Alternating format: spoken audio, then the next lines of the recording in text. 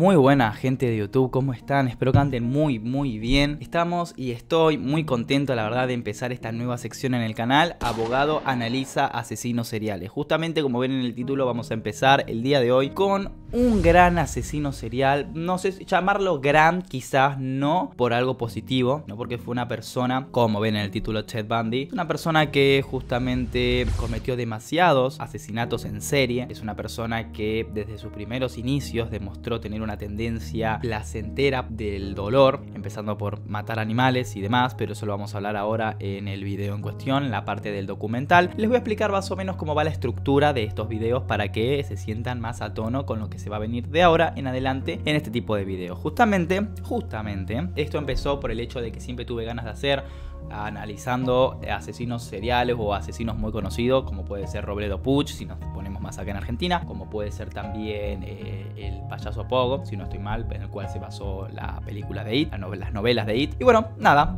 básicamente eso. Vamos a empezar. Me estoy tomando un cafecito, son las 10 de la mañana. La verdad es que empecé muy tempranito, ya grabando otro video antes de este, y me puse para la ocasión. No sé si siempre va a ser así, no se malacostumbren, pero quería empezar con todo bien abogado analiza, con saco y con corbata y con camisa. Básicamente cómo se estructuran los videos de abogado analiza asesinos seriales. Creo que van a ser una vez por mes o 2 veces por mes.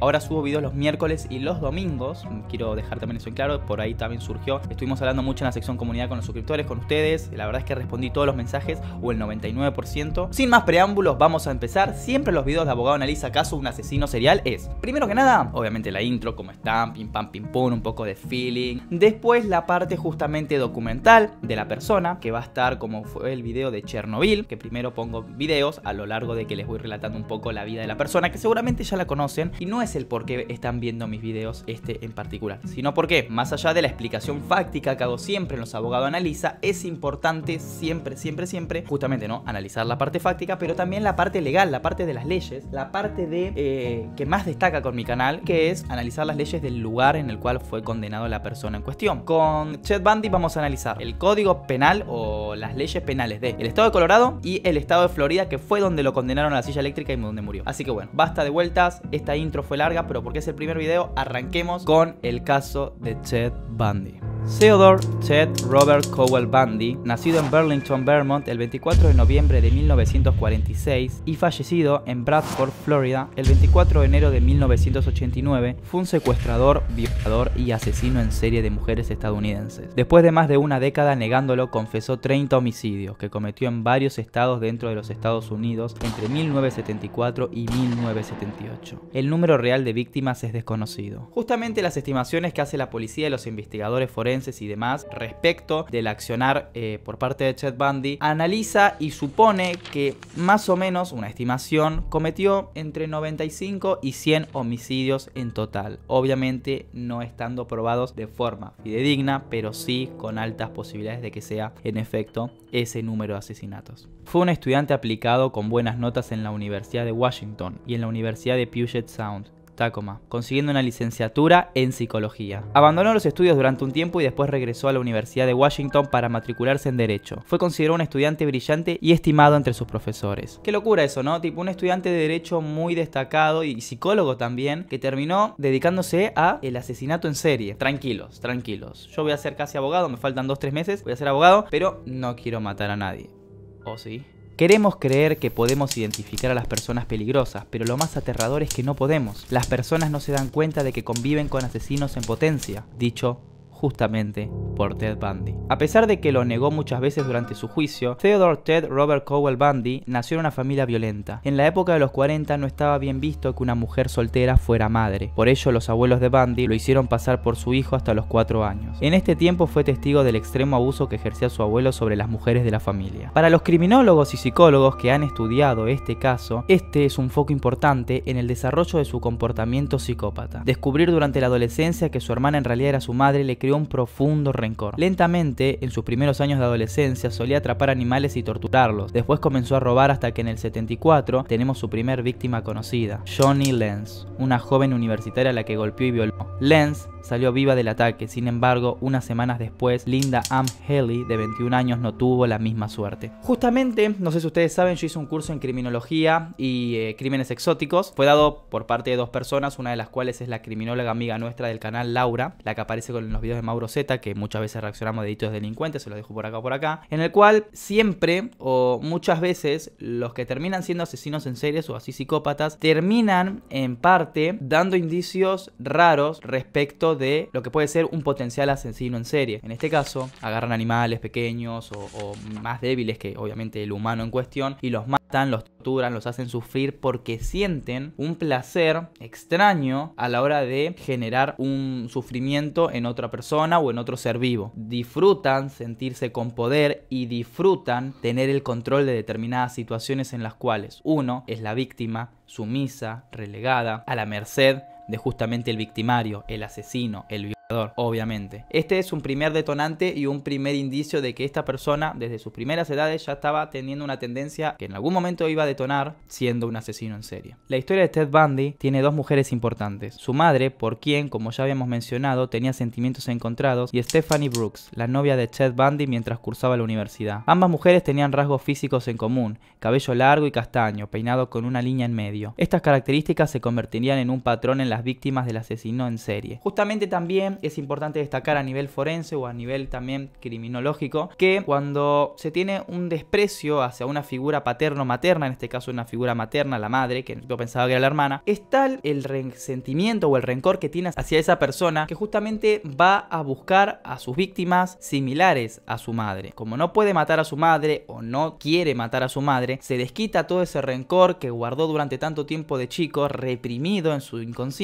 lo desquita o lo libera con mujeres similares físicamente como su madre. Eso pasa un montón también en las personas que viven en situación de calle y los padres lo mandan a pedir y justamente le piden a personas similares a la madre o el padre que lo manda a pedir. Eso es un análisis que va más allá del video, que no importa, pero en otro video seguramente lo voy a hablar. Su modus operandi era sencillo. Ted fingía tener algún brazo lastimado y necesitar ayuda. Cuando las chicas se acercaban a él, este las atacaba. Por años Ted Bundy secuestró, torturó, violó y mató a sus víctimas sin ser identificado, hasta que una de ellas logró escapar el 8 de noviembre del 74, ya que se hizo pasar por un policía e intentó secuestrar a Carol Darronch. Ella logró escapar peleando y enseguida acudió a la policía para denunciarlo. Al final, debido a la falta de pruebas, no se encontró sospechosa Bundy. Asesinatos en el estado de Colorado. Y esto es muy importante que tengamos en cuenta porque vamos a analizar la legislación de Colorado junto con la de Florida, que es donde más actos cometió, donde más delitos cometió y donde justamente en uno de esos dos, en Florida, es donde lo imputaron y lo condenaron a la silla eléctrica. El 12 de enero de 1975. Víctima Carolyn Campbell, de 23 años. Un mes después, un trabajador encontró el cadáver de Campbell en un banco de nieve a varios kilómetros de un hotel. Había sido violada y brutalmente golpeada por Ted Bundy. El 1 de marzo de 1975 fue descubierto un cráneo en una zona boscosa de las montañas Taylor. Pertenecía a Brenda Ball. La policía realizó una amplia búsqueda por los alrededores y 3 días después encontraron partes de los cuerpos de Linda Haley, Susan Rancourt y Roberta Parks. Posteriormente se hallaron otros restos que fueron identificados como pertenecientes a Donna Mason. El 15 de marzo de ese mismo año secuestró a Julie Cunningham, de 26 años. Su cuerpo no ha sido hallado todavía. El 6 de abril de 1975, Dennis Oliverson, de 25 años, desapareció y su cuerpo aún no ha sido encontrado.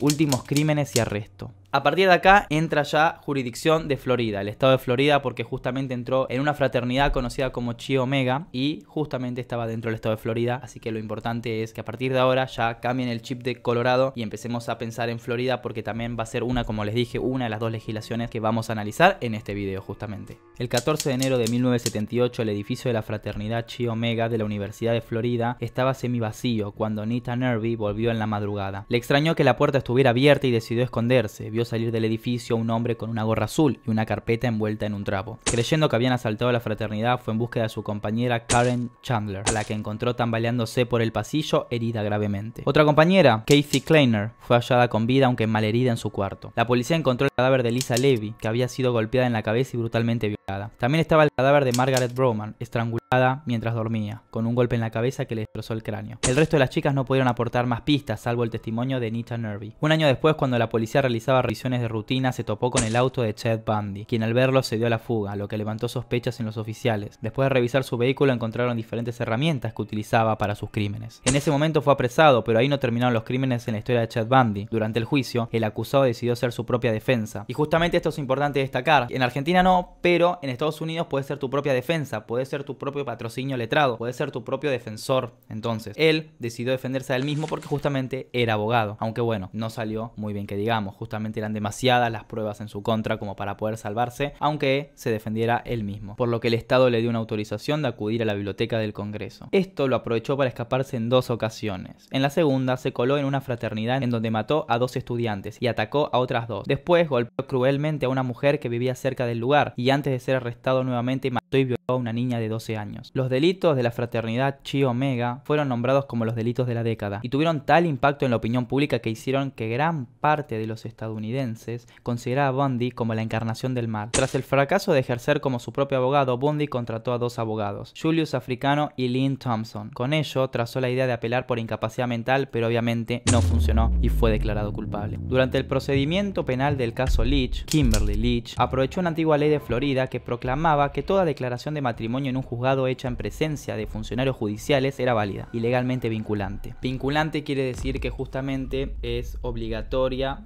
para las partes, ¿no? Que justamente lo que se dictamine en ese caso es obligatorio. Haciendo uso de este derecho, le propuso matrimonio a su novia Carol Ann Boone. En ese momento, Boone se convirtió en la esposa de Bundy. Pocas horas más tarde, sería condenado a muerte por el asesinato de Leach y enviado a la prisión de Rayford. El 31 de julio del 79 fue declarado culpable de más de 30 homicidios y condenado a la silla eléctrica. Pero la duda aún existe y se especula que el número de víctimas podría sobrepasar las 100. Triste, pero cierto. Habiendo hecho todo este esquema, todo este mini documental, un poco resumido de lo que fue la vida de Ted Bundy, vamos a empezar a analizar, como yo les dije previamente, la legislación de Florida y la legislación de Colorado. Siendo, bueno, primero el análisis en Colorado, porque fueron sus primeros hechos. Así que bueno, empecemos con eso. Vamos. Bueno, gente, vamos a empezar con la primera legislación, que es la de Colorado, como ya les expliqué. Vamos a empezar. Tenemos que analizar asesinato, tenemos que analizar secuestro, tenemos que analizar abuso sexual. Así que empecemos porque tenemos mucho lo cual ver. Como ven, está en inglés, justamente, estamos en la página oficial advancedlexis.com, que obviamente es la página oficial, como les acabo de decir, del Código Penal de Colorado. Vamos a traducirlo, así no tengo que leerlo en inglés y traducírselo para que sea más rápido. Y tenemos asesinato en primer grado. Generalmente en primer grado es más grave, obviamente, que en segundo grado. Segundo grado es homicidio culposo dentro de la legislación de Colorado. Culposo es cuando no tenés la intención como tal de cometerlo, o también está atenuado por emoción violenta, por defensa o demás. Asesinato en primer grado. ¿Una persona comete el delito de asesinato en primer grado? Sí.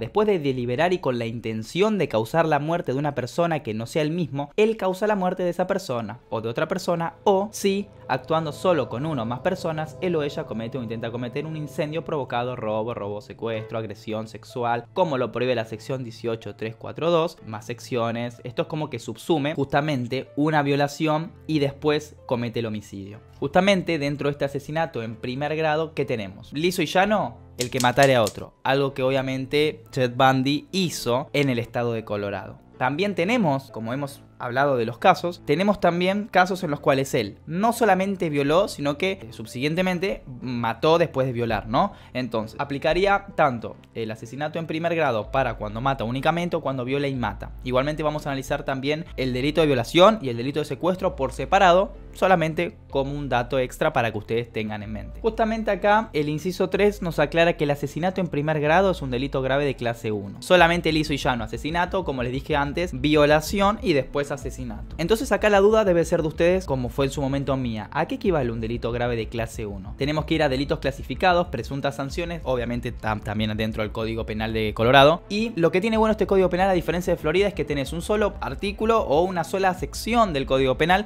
que te aclara cuánto equivale cada delito y listo. No tenés que hacer tanta búsqueda o no tenés que tener en cuenta tantos factores o diferentes clasificaciones y subclasificaciones. Acá tenemos, en cuanto a cualquier persona condenada por un delito grave cometido después del 1 de julio de 1979 y antes del 1 de julio de 1984, los delitos graves se dividen en 5 clases que se distinguen entre sí por los siguientes supuestos rangos de sanciones autorizadas tras la condena. Por más de que diga después del 1 de julio de 1979, no hay problema porque era exactamente igual a esta sección que vamos a leer dentro del Código Penal que clasifica los delitos, ¿no? Así que tranquilos que es lo mismo en realidad cómo se tipifica acá para esos actos como los anteriores en la época del 75, que es mayormente donde en Colorado Ted Bundy habría cometido varios asesinatos y donde los que efectivamente se conocen que los cometió. Tenemos clase rango presuntivo 1, cadena perpetua o muerte corta. Todos los delitos de tipo 1 que el individuo cometa es cadena perpetua o muerte. Ya el tipo 2 es de 8 a 12 años más un año de libertad condicional, el tipo 3 4 a 8 años más un año de libertad condicional y el tipo 4 2 a 4 años más un año de libertad condicional y el delito grave tipo 5 de 1 a 2 años más un año de libertad condicional. Como ven, obviamente va reduciéndose, depende del tipo. Ya habiendo hablado del asesinato, vamos a hablar de la agresión sexual. Cualquier actor que a sabiendas inflige intrusión sexual o penetración sexual a una víctima comete agresión sexual si el actor causa la sumisión de la víctima por medio de una consecuencia suficiente calculada razonablemente para causar sumisión contra la voluntad de la víctima, o el actor sabe que la víctima es incapaz de evaluar la naturaleza de la conducta de la víctima, o el actor sabe que la víctima se somete erróneamente creyendo que el actor es el cónyuge de la víctima, o, y bueno, un montón más de supuestos que no vienen al caso. Acá dice que la agresión sexual es un delito grave de clase 4, excepto lo dispuesto en los incisos 3, 3,5, 4 y 5 de esta sección. Entonces, si nos dice que la agresión sexual es un delito grave de clase 4, es cuestión de ir a los delitos clasificados, clase 4, 2 a 4 años más un año de libertad condicional. En mi consideración es muy poco tiempo. Sí está agravado por la comisión de delito con más personas, cosa que no pasó, o justamente porque las chicas en cuestión estaban físicamente indispuestas para consentir o no, pero no es el caso, sino que él las secuestraba, él las violaba y él las asesinaba. Pero acuérdense que se suman siempre los delitos en su conjunto y ahí llega la pena. Obviamente que igual por homicidio ya es una pena mayor y se le da cadena perpetua y listo, o muerte, que justamente es lo que sucedió, ¿no? Si venimos a secuestro, no es secuestro en primer grado como tal, porque el secuestro en primer grado dentro del estado de Colorado es el que secuestra a alguien por una remuneración económica, a cambio de que le den plata. Por eso no es en primer grado, sería secuestro en segundo grado, que habla de que cualquier persona que a sabiendas se apodere y lleva a cualquier persona de un lugar a otro, sin su consentimiento y sin justificación legal, comete un secuestro en segundo grado. Y acá dice que el secuestro en segundo grado es un delito grave de clase 2 si existiese alguna de las siguientes circunstancias: la persona secuestrada es víctima de un delito sexual de conformidad con la parte 4 de este artículo, o si la persona secuestrada es víctima de un robo. Justamente la persona secuestrada es víctima de un delito sexual en su gran mayoría, entonces justamente es un delito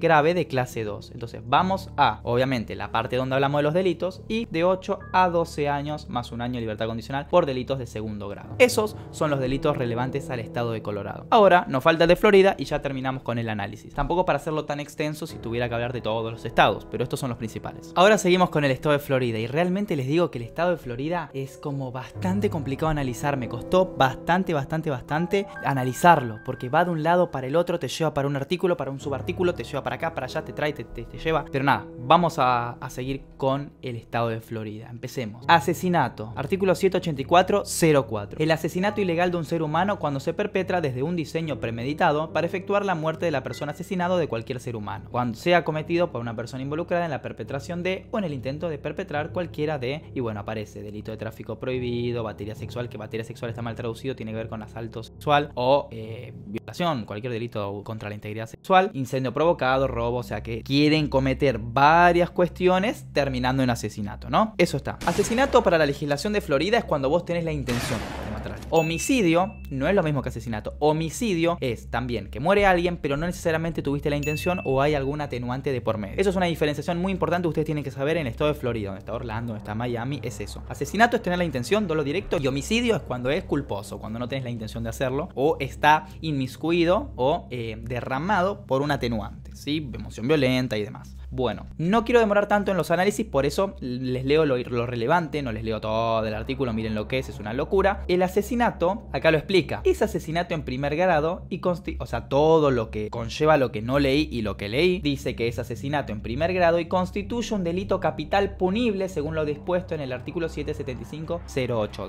Si vamos a ese artículo 775.082, dice sanciones, aplicabilidad de la estructura de sentencias mínimas obligatorias penitenciarias para ciertos delincuentes previamente librados de prisión. Esto es indiferente porque puede ser eso o nada, la aplicabilidad de estructura de sentencia. Por eso se llama el artículo sanciones generales, registros de criminales. Acá dice, salvo lo dispuesto en el párrafo B, una persona que haya sido condenada por un delito capital será castigada con la muerte si el procedimiento se lleva a cabo para determinar la sentencia de acuerdo con el procedimiento establecido en el 921-141, que ahora igualmente lo vamos a analizar. Da como resultado una determinación de que dicha persona será castigada con la muerte o de lo contrario dicha persona será castigada con cadena perpetua y no será elegible para libertad condicional. Justamente la cadena capital o la sanción capital es pena de muerte o cadena perpetua. Eso lo decide el tribunal, eso lo decide el jurado. Vieron que siempre en Estados Unidos se juicio por jurado. Un conjunto de 21 o 22 personas, si no estoy mal, deciden y de forma unánime tienen que decir por pena de muerte si no es cadena perpetua. Y acá yendo a ese procedimiento tenemos sentencia de muerte o cadena perpetua por delitos graves, procedimientos adicionales para determinar la sentencia. O sea, ¿cómo funciona eso de que decidir o cadena perpetua o pena de muerte? ¿Cómo decidimos eso? ¿Quién decide eso? Y depende mucho el procedimiento que les voy a leer ahora. Procedimientos separados por emisión de penalización. Tras la condena o sentencia de culpabilidad de un acusado de un delito capital, el tribunal llevará a cabo un proceso de sentencia por separado para determinar si el acusado debe ser condenado a muerte o cadena perpetua según lo autorizado por el 775-082, que es el artículo que ya leímos justamente que habla de esto. El procedimiento será llevado a cabo por el juez de primera instancia, o sea, el primer tribunal que interviene, ¿no? La primera sala, la de menor jerarquía, ¿no? Ante el jurado de primera instancia tan pronto como sea posible. Después de escuchar toda la evidencia presentada con respecto a los factores agravantes y las circunstancias atenuantes, el jurado deliberará y determinará si el Estado ha demostrado, más allá de una duda razonable, la existencia de al menos un factor agravante establecido en la subsección 6, que ahora la vamos a leer, que son los agravantes de un delito capital, ¿no? Y en este caso el homicidio es el que estamos analizando. El jurado devolverá los hallazgos que identifiquen cada factor agravante que se encuentre que existe. Un hallazgo de que existe un factor agravante debe ser unánime. Y acá viene. Si el jurado, 1, no encuentra por unanimidad al menos un factor agravante, el acusado no es elegible para una sentencia de muerte. Y 2, si por unanimidad encuentra ahí al menos un factor agravante, el acusado es elegible para una sentencia de muerte. Si un jurado unánime determina que el acusado debe ser sentenciado a muerte, la recomendación del jurado al tribunal será una sentencia de muerte. O sea, si el jurado dice que sea sentencia de muerte, el juez lo tiene que aprobar. Si un jurado unánime no determina que el acusado debe ser condenado a muerte, la recomendación del jurado al tribunal será una sentencia de cadena perpetua sin posibilidad de libertad condicional. Como les dije antes, tiene que ser unánime la decisión del jurado a la hora de llevar a cadena de muerte a alguien. Y ahora queda ver los factores agravantes. Todavía seguimos en homicidio, Todavía seguimos en homicidio. Es largo, pero es importante hacer un buen análisis. Y eso que hay un montón de cosas que estamos,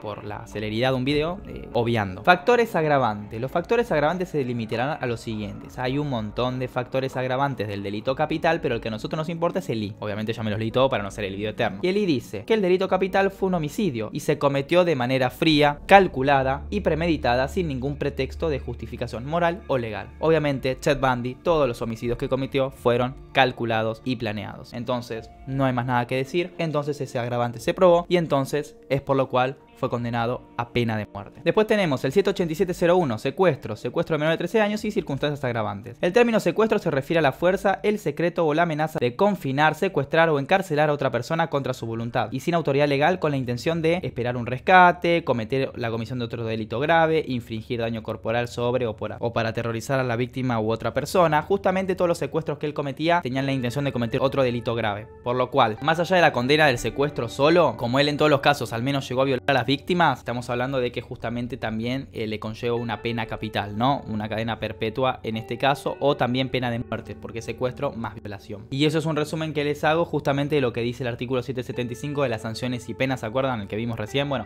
explica eso que les estoy diciendo, pero para no hacerla tan larga y leer todo. Y después, bueno, gente, tenemos el delito de abuso sexual, por más que diga batería, tiene que ver con abuso sexual. Como pueden ver en inglés es sexual battery, la verdad es que no está mal hecha la traducción en batería, pero bueno. Acá algo importante a destacar de este delito, más allá de la condena, es que el consentimiento significa consentimiento inteligente, consciente y voluntario, y no incluye la sumisión forzada. Consentimiento no se considerará ni se interpretará en el sentido de que la presunta víctima no ofrece resistencia física al infractor. ¿Y cuál sería la parte que le compete a Ted Bundy? Muy sencillo. Esta parte que dice, una persona de 18 años de edad o mayor que cometa agresión sexual contra una persona de 18 años de edad o mayor también, justamente es lo que pasó, sin el consentimiento de esa persona en cualquiera de las circunstancias enumeradas en el párrafo E, comete un delito grave de primer grado. Justamente acá dice que es un delincuente sexual peligroso que debe ser sentenciado a una pena mínima obligatoria de 25 años de prisión, hasta incluso cadena perpetua, solamente por violación.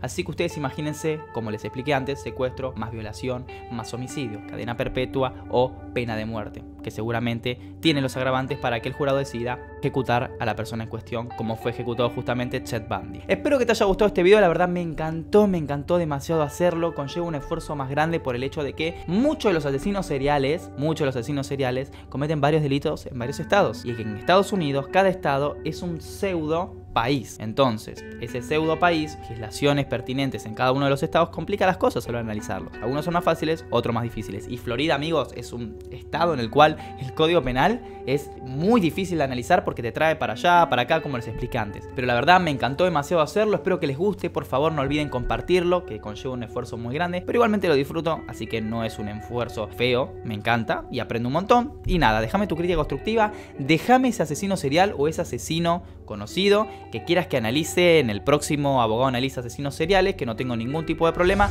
El más votado, o sea, el que tenga más likes, el comentario con más likes, es el caso que voy a analizar en cuestión. Así que nada, gracias por ver, gracias por apoyarme y bueno, nos vemos en el próximo video. Un abrazo de todo corazón, gracias por seguirme.